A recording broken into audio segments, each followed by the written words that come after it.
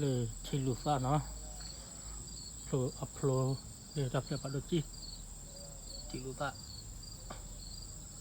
rồi dapat upload oleh tak duk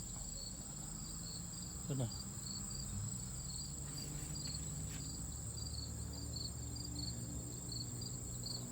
bắt thọ ta ôi lên này bắt thọ ta bắt tu là bắt thọ ta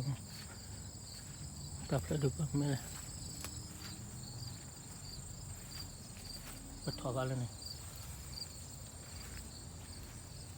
thọ ta ở kia là lợi kỳ khứ này thì là ta phải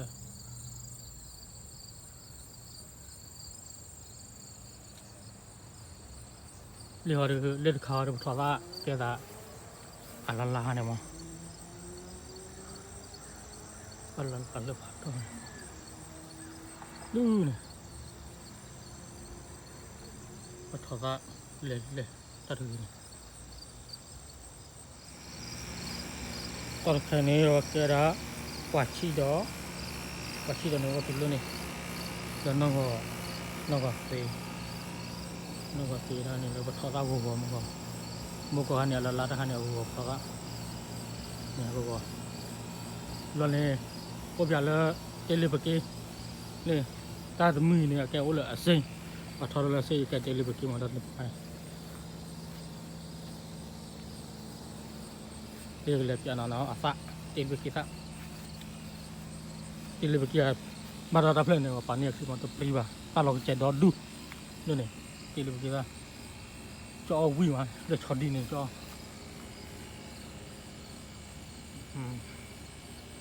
ta đó đủ tiền lưỡi bạc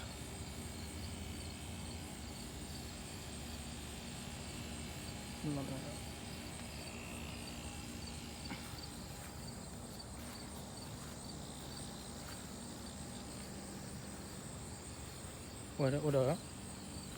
noter dah kan noter dah kan noter dah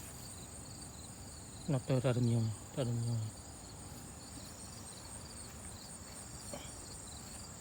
ini petok aja dah nih petok selalu mengkalo hidup tetean dah kita orang pilih kita nih mengkalo pilih kima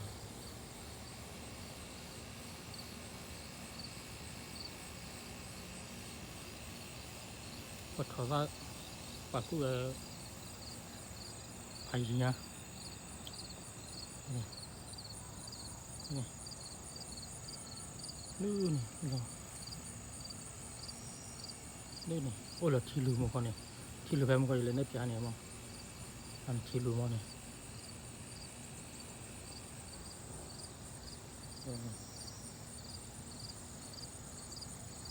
bất thọ ra đừng bao đi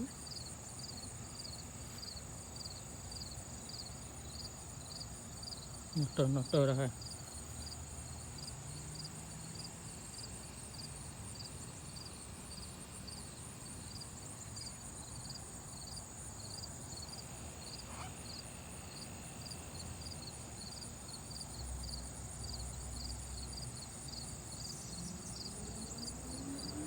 ghi má waktu tado hay còn mà như là gì này